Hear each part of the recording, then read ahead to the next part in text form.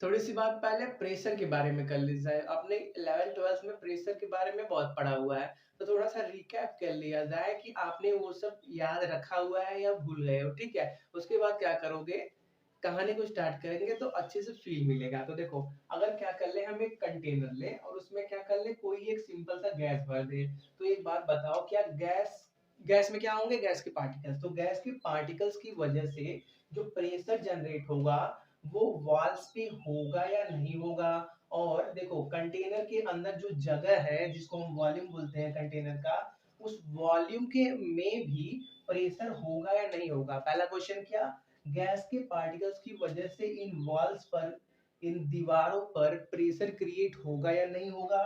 और दूसरा क्या, ये जो अंदर जगह खाली बचा हुआ है उस खाली जगह में प्रेशर होगा या नहीं होगा, ठीक है। और देखो, एक दूसरा केस बनाओ, उसमें एक कंटेनर दूसरा लो, उसमें अंदर एक लिक्विड भर दो, ठीक है।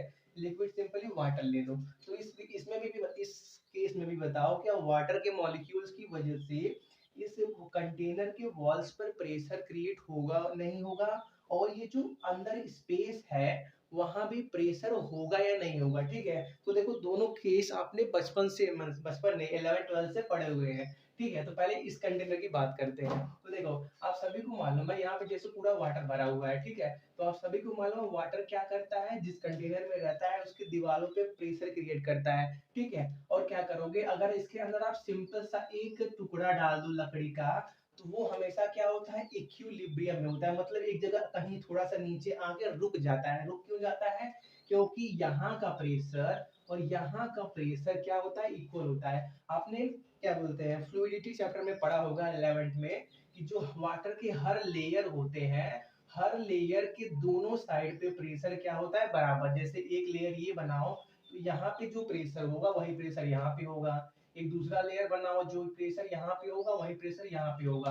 जब ये लेयर क्या होंगे, एक दूसरे से एकदम पास पास पास पास रहेंगे, तो क्या कहेंगे, लिक्विड का रूप बना लेंगे, ठीक है। तो देखो, यहाँ से आपने ये पढ़ा हुआ है कि वाटर के मॉलिक्यूल्स की वजह से जो प्रेशर होता है दोनों जगह होता है। एक तो उनके वॉल्स पे भी और पूरे वॉल्यूम में भी प्रेशर होता है। अगर पूरे वॉल्यूम में प्रेशर नहीं होता तो ये लकड़ी कभी भी ऐसे रुकी हुई नहीं रहती। वो क्या करती, ऊपर आती नीचे आती, जिधर प्रेशर ज्यादा रहता है उधर की तरफ मूव करती, ठीक है। लेकिन देखो, यहाँ पे क्या है, प्रेशर हर जगह बराबर है, इसलिए कुछ टाइम जाने के बाद क्या कर गई, रुक गई। अब देखो, यहाँ पे बात करते हैं। तो देखो, यहाँ पे पहले सुन लो हुआ क्यों, क्लास के लास्ट तक आप समझ जाओगे। यहाँ पे गैस के पार्टिकल्स की वजह से प्रेशर सिर्फ वॉल्स पे होता है। इस वॉल्यूम के अंदर गैस के पार्टिकल्स की वजह से प्रेशर नहीं होता। प्रेशर कहाँ होता है, सिर्फ वॉल्स के ऊपर होता है। अंदर क्या करते हैं, गैस के मॉलिक्यूल एक दूसरे से स्ट्राइक करते हैं, स्ट्राइक करने की वजह से प्रेशर क्रिएट होना चाहिए, लेकिन नहीं होता। क्यों होता है, आज की क्लास में देखना है, ठीक है। तो देखो यार, इसमें क्या होगा, मेनली गैसेस का बात होगा। गैस क्या होता है, देखो, हम कहाँ रहते हैं, धरती पर रहते हैं। और यहाँ पे जो मेन क्या बोलते हैं, गैसेस का क्या बोलते हैं, जैसे अंबार लगा हुआ है, यहाँ पे बहुत सारी गैसेस पाई जाती हैं। ऑक्सीजन, नाइट्रोजन, कार्बन डाइऑक्साइड, जितने भी गैसेस होते हैं बहुत सारे फॉर्म में पाई जाती है। ऑक्सीजन क्या होता है, हमारे लाइफ के लिए बहुत ही इंपॉर्टेंट है। कार्बन डाइऑक्साइड भी इंपॉर्टेंट है, हम छोड़ेंगे नहीं तो प्लांट लेंगे नहीं, प्लांट नहीं लेंगे तो वो ऑक्सीजन छोड़ेंगे नहीं। मतलब कहने का, गैसेस हमारे लाइफ में बहुत इंपॉर्टेंट रोल प्ले करती हैं। और ऑक्सीजन और कार्बन डाइऑक्साइड के अलावा भी एक गैस होता है जो क्या करता है, हमारे लाइफ के लिए बहुत जरूरी है, ओजोन गैस। वो क्या करता है, एक थीन लेयर ऑफ ओजोन, जो कि क्या हुआ है, पूरे अर्थ को चारों तरफ से एक ब्लैंकेट की तरह घेरा हुआ है, जो क्या करता है, हार्मफुल यूवी रेडिएशन को हमारे क्या बोलते हैं, अर्थ पे आने से रोकता है, ठीक है। तो देखो, ये सब क्या बताता है कि गैस हमारे लाइफ में बहुत ज्यादा क्या करते हैं, रोल प्ले करते हैं। और देखो, जहाँ पे हम रहते हैं, हम कहाँ रहते हैं, ट्रोपोस्फियर के अंदर। हमारा जो अर्थ है उसके अंदर कई सारे लेयर है एटमोस्फियर का। तो ट्रोपोस्फियर में रहते हैं, वहां भी बहुत सारे गैसेस क्या बोलते हैं, अलग अलग फॉर्म में पाए जाते हैं, ठीक है। तो देखो, आज की क्लास मेनली चलेगी गैसेस के ऊपर, तो चलो स्टार्ट करते हैं। Hello friends, welcome to my channel. मैं हूं आपका दोस्त नितिन। यहाँ हम पढ़ते हैं ग्रेजुएशन के लिए फिजिक्स, केमिस्ट्री और मैथमेटिक्स। आज की क्लास है बीएससी सेकंड सेमेस्टर फिजिक्स की, जिसमें हम अपना chapter kinetic theory of gases cover करेंगे, ठीक है। तो ये कुछ बात हो गई थी पहले इसके बारे में, अब थोड़ा सा स्टार्ट करते हैं। एक सेकेंड। बात है 17th सेंचुरी की। उस टाइम पे सॉलिड, लिक्विड और गैसेस की प्रॉपर्टीज की स्टडी चल रही थी। तो देखा ये गया कि सॉलिड लिक्विड के प्रॉपर्टी से जो आपका गैस का प्रॉपर्टी होता है बहुत ज़्यादा डिफर करता है। देखो, इस बात को समझाने के लिए उस टाइम के जितने भी साइंटिस्ट थे, न्यूटन, बॉयल और जितने भी साइंटिस्ट थे, उन्होंने एक थ्योरी दिया जो ये बोलता है कि गैस आपका बहुत ही छोटे-छोटे पार्टिकल से मिलकर बना है और उन पार्टिकल्स को सिंपली मॉलिक्यूल नाम दे दिया गया। जो आपके गैस प्रेशर, टेम्परेचर को चेंज करने पे अलग-अलग बिहेवियर दिखाता है, इसके ऊपर बात की गई, ठीक है? फिर कहानी आगे बढ़ी 1800 में। 1800 में क्या आया आपका एक्चुअल एटॉमिक थ्योरी आया। एटॉमिक थ्योरी क्या बोलता है कि गैस का नहीं, किसी भी एटम का स्ट्रक्चर कैसा होता है। तो देखो यार, एटम के स्ट्रक्चर को जाने बिना ही 100 साल पहले न्यूटन और बॉयल ने ये बात बोल दी थी कि जो छोटा-सा पार्टिकल होगा कोई भी गैस का उसको मॉलिक्यूल बोला जाएगा। और जो उन्होंने अपने मॉडल में प्रॉपर्टीज की बात की थी वो बहुत हद तक सही भी थी। फिर कहानी आगे बढ़ी 19th सेंचुरी में। उस टाइम पे मैक्सवेल और बोल्ट्जमैन नाम के 2 साइंटिस्ट थे जिन्होंने क्या किया, जो न्यूटन और बॉयल ने थ्योरी दिया था उसको, एटॉमिक थ्योरी को, और अपने आप से किया गया एक्सपेरिमेंट उन सबको मिला के एक थ्योरी दिया जिसको नाम दिया गया काइनेटिक थ्योरी ऑफ गैसेस। ये क्या था, किसी भी गैस का प्रेशर टेम्परेचर बदलने पे अलग अलग बिहेवियर शो करना और किसी भी गैस का आइडियल गैस इक्वेशन से क्या बोलता है रिलेशन दिखाना, एवोगाड्रो हाइपोथेसिस को भी सही प्रूव करना, ये सारे बातों को जो फॉलो कर रहा था इन्होंने ऐसा थ्योरी दिया था। देखो, एवोगाड्रो हाइपोथेसिस क्या बोलता है कि किसी भी फिक्स्ड टेम्परेचर और प्रेशर पे अगर हम दो अलग अलग गैसेस लें तो उनके अंदर सेम नंबर ऑफ मॉलिक्यूल्स होंगे। अलग अलग गैसेस लो, टेम्परेचर प्रेशर दोनों का सेम रखो, तो क्या होगा, दोनों गैसेस में फिक्स्ड नंबर ऑफ मॉलिक्यूल्स होंगे। ये सभी बात गैस लॉ और जितने भी उस टाइम तक के लॉ गैस के ऊपर बनाए गए थे उन सभी को थ्योरी, कौन सा थ्योरी, मैक्सवेल बोल्ट्जमैन का काइनेटिक थ्योरी क्या कर रहा था, फॉलो कर रहा था। तो वहीं से स्टार्ट हुआ इस थ्योरी का, ठीक है? तो एक इस थ्योरी से अकॉर्डिंग टू इस थ्योरी, एक सेकेंड रुको, 2 मिनट। बात करते हैं काइनेटिक थ्योरी ऑफ गैसेस के बारे में। तो पहला पॉइंट उन्होंने वही बोला कि जो आपका गैस होता है वो बहुत ही छोटे-छोटे पार्टिकल से मिलकर बना है जिनको मॉलिक्यूल बोला जाता है, ठीक है? तो देखो, आज के केस में हम जो छोटे-छोटे पार्टिकल्स की बात कर रहे हैं गैसेस के, उनको मॉलिक्यूल भी बोल सकते हो, पार्टिकल भी बोल सकते हो, आटम भी बोल सकते हो, आयन भी बोल सकते हो। वो डिपेंड करता है कि जो आपने गैस लिया है वो किस चीज का लिया है, ठीक है? तो देखो, हम कुछ भी बोल देंगे, स्मॉलेस्ट पार्टिकल की बात करेंगे तो आटम भी हो सकता है, वो मॉलिक्यूल भी, आयन भी, कुछ भी हो सकता है, ठीक है? तो देखो, ये एक कंटेनर है, उसके अंदर क्या करते हैं, एक गैस को भरते हैं। तो देखो, हमने शुरू में आपको एक क्वेश्चन दिया था कि अगर कोई भी गैस किसी कंटेनर के अंदर भरा है तो वो हमेशा सिर्फ उसके वॉल्स पे ही प्रेशर बनाता है, जिस जगह में भरा है वहां पे प्रेशर नहीं बनाता। तो उसके बारे में देखो, काइनेटिक थ्योरी आपका बोलता है कि एक आटम लो आप, उसका साइज की बात करो, वो कितना होता है, नॉर्मली 1 एंगस्ट्रॉन के बराबर। मतलब क्या, 1 × 10⁻⁻10 मीटर के बराबर। 1 एंगस्ट्रॉन किसके बराबर होता है, 10⁻⁻10 मीटर के बराबर।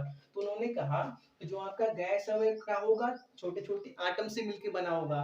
तो जो आपका आटम का साइज होता है इतना होता है। लेकिन किसी भी दो पार्टिकल बोलो या आटम बोलो, उनको आप उठाओ तो उनके बीच जो डिस्टेंस होता है वो क्या होता है, इसके मुकाबले 10 टाइम्स होता है। किसी भी दो आटम के, गैस के आटम के बीच के जो डिस्टेंस होता है वो एक आटम के साइज के मुकाबले 10 गुना क्या होता है, ज्यादा होता है।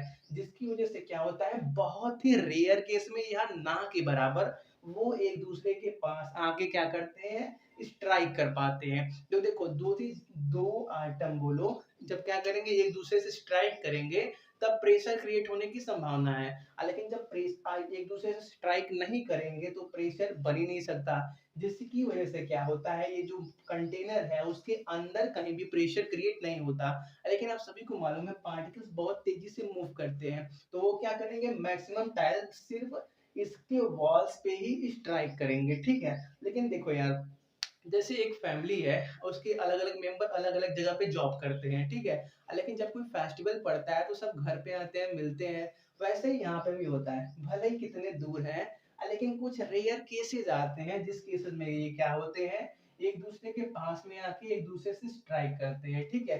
स्ट्राइक करते हैं तो इनका जो वेलोसिटी होता है, जिस स्पीड से ये मूव कर रहे हैं, उसमें भी चेंजेस आता है। तो देखो, जब किसी भी दो आटम, मॉलिक्यूल, आयन, कुछ भी बोलो, गैस के पार्टिकल बोलो, उनके स्ट्राइक की वजह से उनके वेलोसिटी में कुछ चेंजेस आता है, तो उसको बोला जाता है कोलिजन बोला जाता है, ठीक है। कोई भी दो पार्टिकल जब स्ट्राइक करते हैं तो अपनी वेलोसिटी में कुछ चेंजेस पाते हैं, उसको क्या कहा जाता है? कोलिजन कहा जाता है, ठीक है। बात करते हैं कि जब कोई भी आपका गैस किसी भी कंटेनर के वॉल के ऊपर स्ट्राइक करता है, तो प्रेशर कैसे जनरेट होता है, ठीक है। तो ये कोई एक कंटेनर है, ठीक है। इसमें एक पर्टिकुलर एरिया की बात करते हैं, सपोज कर लो इतना एरिया की बात करेगी, इस पे प्रेशर देखा जाएगा, ठीक है। सपोज कर लो वो एक पार्टिकल यम मास का v वेलोसिटी से यहाँ पे आके स्ट्राइक किया। तो एक इंपॉर्टेंट पॉइंट पहले नोट कर लो कि अगर दो आटम हो गैस के, अगर वो कोलाइड करे, या एक आटम या आपके वॉल्स ऑफ कंटेनर क्या करे, कोलाइड करे, तो उनके बीच जो कोलिजन होता है वो परफेक्टली इलास्टिक होता है। तो देखो, जैसे जितने भी आपके कोलिजन होते हैं दो प्रकार के होते हैं, एक इलास्टिक एंड एक नॉन नॉन इलास्टिक। तो देखो, इलास्टिक में क्या होता है, आपका एनर्जी का लॉस नहीं होता। जैसे आप क्या करो, एक बॉल लो और टप्पा करो, तो पहली बार क्या होगा, इतनी हाइट पे आएगा, और जब फिर क्या करेगा, जमीन को टच करके वापस आएगा तो इतना हाइट पे आएगा, फिर आएगा तो हाइट उसका और कम हो जाएगा। तो ऐसे कोलिजन जिसमें एनर्जी का लॉस होता है वो इलास्टिक नहीं होते। लेकिन अगर कोई कोलिजन इलास्टिक हो गया, तो उसमें क्या करोगे, अगर आप टप्पा मारोगे तो अगर पहली बार इतनी आया तो दूसरी बार भी इतनी हाइट तक वो आएगा, ठीक है। क्योंकि वहां पे एनर्जी का कुछ लॉस नहीं हुआ। तो वैसे यहाँ पे होता है, एनर्जी का कोई लॉस नहीं होता। तो जिस स्पीड से यहाँ पे ये स्ट्राइक करेगा, सेम स्पीड से वापस भी आ जाएगा। तो देखो, पहले क्या था, अगर इस पार्टिकल का मोमेंटम हम डिसाइड करें, जब इसने यहाँ पे स्ट्राइक किया तो वो किसके बराबर था, यम इंटू वी के बराबर। लेकिन जब स्ट्राइक करके वापस आया, उस टाइम पे उसका मोमेंटम क्या हो गया, जब P1 बोलो P2 बोलो, माइनस यम वी हो गया। देखो, पहली बार इसकी वेलोसिटी का डायरेक्शन इधर था, और जब स्ट्राइक करके वापस आया तो उसकी मूवमेंट का डायरेक्शन किधर है, इधर का है। इधर का है मतलब उसका वेलोसिटी का डायरेक्शन अपोजिट हो गया, वेलोसिटी का डायरेक्शन अपोजिट हो गया तो माइनस एम बी हो गया। फिर वहां से क्या होगा, वो यहाँ पे स्ट्राइक करेगा, यहाँ पे स्ट्राइक करेगा, फिर यहाँ पे कुछ मोमेंटम बनाएगा, फिर यहाँ से क्या होगा, फिर उधर के डायरेक्शन में मूव करेगा, उधर के डायरेक्शन में मूव करेगा, फिर उसका मोमेंटम चेंज होगा।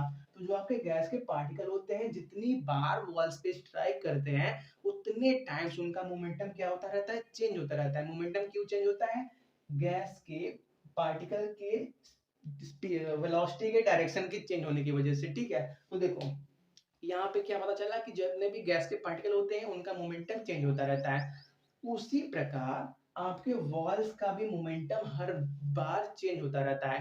जैसे सपोज कर लो ये है, अगर इस पे स्ट्राइक करे तो ये हल्का सा पीछे जाता है, और अगर ऐसे रुके हुए हैं, अगर ये इसको इधर की तरफ पुश करे तो ये क्या होगा, हल्का सा आगे आएगा। पहले केस में क्या था, जब इसने स्ट्राइक किया तो ये पीछा गया, ठीक है, मतलब इसका डायरेक्शन मूव करने का इधर डायरेक्शन में है। फिर सेकंड केस में क्या है, इसने इसको इधर पुश किया, तो सेकंड केस में इसका डायरेक्शन इधर के डायरेक्शन में है। कहने का मतलब ये है कि जितनी बार कोलिजन ये पार्टिकल इस पे करेंगे, इन पार्टिकल्स का मोमेंटम चेंज हो रहा है, उसी प्रकार वॉल्स का भी मोमेंटम हर बार चेंज होगा। पहली बार मोमेंटम उसका कुछ हल्का सा इधर दिख रहा है, मतलब इसका कुछ मास है और इसका डायरेक्शन मूव करने का इधर है। सेकंड केस में इधर आ रहा है तो इसका मास है और मोशन इधर के डायरेक्शन में है। तो हर केस में आपका वॉल्स का भी मोमेंटम चेंज होता रहता है। तो देखो, किसी भी एक यूनिट एरिया की बात करो, उस एरिया में हर बार जो भी मोमेंटम चेंज हो रहा है, उस मोमेंटम के चेंज होने की वजह से प्रेशर क्रिएट होता है। सपोज कर लो पहली बार यहाँ पे 4 पार्टिकल स्ट्राइक किए तो कुछ मोमेंटम हुआ, अगली बार अगर 5 पार्टिकल स्ट्राइक किए तो फिर कुछ मोमेंटम होगा, फिर अगर 2 पार्टिकल स्ट्राइक किए तो फिर कुछ मोमेंटम होगा। तो हर पार्टिकल किसी भी गिवन टाइम पे, किसी भी गिवन एरिया के अंदर क्या बोलते हैं, जितनी बार स्ट्राइक कर रहे हैं उतनी बार उनका मोमेंटम चेंज हो रहा है। तो उसी चेंज इन मोमेंटम की वजह से आपका वॉल्स पे क्या होता है, प्रेशर जनरेट होता है, ठीक है। समझ में आया ये बात, क्या होता है, ये जब इस पे स्ट्राइक करते हैं तो ये इसको रिवर्स भेजता है, यहाँ आता है, फिर यहाँ जाता है, फिर यहाँ यहाँ, क्या कहते हैं, पार्टिकल स्ट्राइक वॉल्स पे स्ट्राइक की वजह से अपने मोमेंटम को चेंज करते रहते हैं। और फिर क्या होता है, वॉल्स का भी मोमेंटम चेंज होता रहता है। क्यों चेंज होता रहता है, यहाँ से क्लियर हुआ। ये क्या होगा, ये इस पे स्ट्राइक करेगा, ये सपोज कर लो पार्टिकल था, ये जब इस पे स्ट्राइक किया तो ये हल्का सा पीछे गया, इसका मोमेंटम हल्का सा इधर की तरफ दिख रहा है। और फिर क्या होगा, ये सपोज कर लो पार्टिकल रुका हुआ है 1 सेकंड के लिए, फिर इसने इधर स्ट्राइक किया तो ये इधर की तरफ आ रहा है, तो उस टाइम पे भी इसका मोमेंटम चेंज हुआ। तो उसी चेंज इन मोमेंटम की वजह से प्रेशर क्या होता है, जनरेट होता है। ठीक है, तो देखो जो आपका काइनेटिक थ्योरी ऑफ मॉडल है उसके कुछ एजम्पशन है। तो क्या करते हैं, वो थ्योरेटिकल है, एक जगह लिख देते हैं, आप क्या कर देना, नोट कर लेना। ठीक है, तो पहले इसको नोट कर लो। ये बात क्लियर हुई ना कि प्रेशर क्यों सिर्फ वॉल्स पे होते हैं और उसके अंदर नहीं होता, कंटेनर के अंदर प्रेशर नहीं होता, सिर्फ और सिर्फ वॉल्स पे होते हैं। कंटेनर के अंदर प्रेशर क्यों नहीं होता, क्योंकि दो आटम गैस के उनके बीच जो डिस्टेंस होता है वो बहुत ज्यादा बड़ा होता है as compare to size of atom. ठीक है, चलो तो बात करते हैं assumption of kinetic theory of gases के बारे में। तो देखो पहला पॉइंट है, a gas is composed of small individual particles called molecules। ये बात बता दी थी। The molecules of a gas are alike but differ for the molecules of other gas। कि भी किसी भी एक गैस के सैंपल की बात की जाए तो उसके अंदर जितने भी मॉलिक्यूल होंगे वो सेम तरह के होंगे, अलाइक मतलब सेम तरह के होंगे। लेकिन किसी भी दूसरी गैस की बात की जाए, पहले गैस और दूसरे गैस के मॉलिक्यूल अलग अलग तरह के होंगे। ठीक है, फिर क्या है, the molecules of a gas behave as a hard smooth and perfectly elastic sphere. जो मॉलिक्यूल होते हैं उनको एज ए स्फीयर की तरह माना जाता है। क्या जाओ, हाँ हाँ बाहर जाओ जाओ, एक सेकेंड। तो कंटिन्यू करते हैं, जितने भी हमारे गैस के पार्टिकल्स होंगे उनको हम एज ए स्फीयर की तरह ट्रीट करेंगे, जैसे जो कैसे होंगे, इलास्टिक नेचर के। मतलब क्या, वो अपने एक दूसरे आटम से या किसी भी कंटेनर के वॉल से स्ट्राइक करेंगे तो उनके बीच किसी भी प्रकार का एनर्जी का लॉस नहीं होगा। और जिनका जो साइज होता है बहुत ही छोटा होगा, एक्सट्रीमली स्मॉल साइज। अभी आपको दिखाया ही था कि जो आपका कोई भी एक आटम है उसका रेडियस कितना होता है, 10⁻⁻10 मीटर के बराबर, बहुत ही छोटा होता है। ठीक है, तो देखो थर्ड पॉइंट है, due to thermal state of gas. Thermal state का मतलब टेम्परेचर चेंज होने की वजह से its molecule are in stable state of continuous random motion. Temperature change होता है जिससे क्या होगा, आपके मॉलिक्यूल्स किसी भी गैस के हमेशा कंटिन्यू मूव करते रहेंगे, अपने आप से अपने आप से नहीं, अपने भाई बंधु से टकराएंगे और किसी भी कंटेनर के वॉल से टकराएंगे। इतना नोट करो। नेक्स्ट पॉइंट की बात करते हैं। नेक्स्ट बात करते हैं, जो आपके गैस के मॉलिक्यूल होते हैं वो बहुत ही हाई वेलोसिटी से स्ट्रेट डायरेक्शन में मूव करते रहते हैं। देखो आपने न्यूटन का लॉ क्या पढ़ा हुआ है, इनर्शिया, कि कोई भी चीज अगर मूव कर रही है तो कंटिन्यूअसली स्ट्रेट डायरेक्शन में मूव करती रहेगी जब तक उस पर कोई एक्सटर्नल फोर्स ना लगे। क्योंकि आपके गैस के पार्टिकल को ये अज्यूम किया गया है कि वो परफेक्टली इलास्टिक स्फीयर हैं, मतलब उनका एनर्जी लॉस नहीं होने वाला। तो जब तक वो किसी से कोलाइड नहीं करेगा तब तक स्ट्रेट लाइन में मूव करता रहेगा, और जितनी बार कोलाइड करेगा उसका वेलोसिटी और डायरेक्शन चेंज होता रहेगा। ठीक है, फिर देखो जो दो पार्टिकल है उनके बीच जो क्या होता है, स्ट्राइक होता है, उसको क्या बोला जाता है, कोलिजन बोला जाता है। तो देखो दो पार्टिकल जब कोलाइड करते हैं उस टाइम को बात की जाए, और दो पार्टिकल जब एक दूसरे से दूर रहते हैं उस टाइम की बात की जाए, तो इनमें जमीन आसमान का अंतर है। ठीक है, सपोज कर लो एक यहाँ पे पार्टिकल है, ये एक दूसरा पार्टिकल है, ये तीसरा, ये चौथा, ये पार्टिकल मूव किया, यहाँ पे आया, स्ट्राइक करते ही वो क्या करेगा, अपना डायरेक्शन चेंज करके दूसरे पार्टिकल की तरफ मूव करने लगेगा। ठीक है, देखो ये जो जितने टाइम तक एक पार्टिकल दूसरे से स्ट्राइक नहीं किया, मतलब ये जो लेंथ होता है, जितने टाइम तक वो फ्रीली मूव किया बिना किसी से कोलाइड किए, उस पाथ को बोला जाता है मीन फ्री पाथ। तो जो आपका किसी भी आटम के लिए जो मीन फ्री पाथ होता है उसका कंपैरिजन किया जाए अगर उसके किसी दूसरे के कोलिजन से भी, तो उसमें बहुत बड़ा गैप होता है। ठीक है, ये जो मीन फ्री पाथ होता है वो बहुत बड़ा होता है, बहुत बड़े टाइम के लिए होता है। लेकिन जब वो स्ट्राइक करता है तो स्ट्राइक करते ही मूव करा जाता है, कर लिया जाता है। ठीक है, तो इसलिए बोला गया है कि जो आपके कोलिजन होते हैं वो क्या होते हैं, इंस्टेंटेनियस होते हैं, मतलब क्षण भर के लिए होते हैं, हुए दूर हो गए, और लेकिन जितने टाइम तक वो फ्रीली मूव करता है वो बहुत ज़्यादा बड़ा होता है, ठीक है। नेक्स्ट है the molecules are point masses. क्या होते हैं पॉइंट मासेस? और do not occupy any space, उनका साइज बहुत छोटा होता है जिसकी वजह से वो कोई स्पेस ऑक्यूपाई नहीं करते। नोट करो। नेक्स्ट बात करते हैं। नेक्स्ट बात करते हैं, तो देखो जो आपके मॉलिक्यूल आप गैस होते हैं वो एक दूसरे पे कोलिजन के टाइम फोर्स एग्जर्ट नहीं करते, क्योंकि बहुत ही कम टाइम के लिए कोलिजन होता है जिसकी वजह से फोर्स एकदम ना के बराबर होता है, ठीक है। फिर देखो सॉलिड के अंदर क्या होता है, जो आपका इंटरमॉलिक्यूलर फोर्स होता है वो बहुत ज्यादा हाइट होता है। इंटरमॉलिक्यूलर फोर्स का मतलब दो पार्टिकल एक दूसरे से जो अट्रैक्ट रहते हैं उस अट्रैक्शन को क्या बोलते हैं, इंटरमॉलिक्यूलर फोर्स बोलते हैं, ठीक है। तो सॉलिड में भी हाई होता है, अगर कोई लिक्विड सैंपल लो उसमें भी हाई होता है। लेकिन किसी भी गैस सैंपल की बात की जाए, सपोज को ये कंटेनर में गैस भरे हुए हैं, तो पार्टिकल क्या होते हैं, बहुत दूर दूर रहते हैं। यहाँ से आप ये बोल सकते हो कि किसी भी दो पार्टिकल्स को कंपेयर करो, यहाँ पे यहाँ पे यहाँ पे, तो इन दोनों के मुकाबले इन दोनों के बीच जो डिस्टेंस होता है वो बहुत ज्यादा बड़ा होता है, जिसकी वजह से सिंपल बोलो कि गैसेस के अंदर जो इंटरमॉलिक्यूलर अट्रैक्शन होता है वो ना के बराबर होता है, ठीक है। तो इस क्लास में इतना ही रखते हैं, मिलते हैं नेक्स्ट क्लास में। किसी भी वॉल्स के कंटेनर की वॉल्स के ऊपर कितना फोर्स एग्जर्ट करता है उसको कैलकुलेट करने के लिए, ठीक है। Thanks for watching, have a nice day.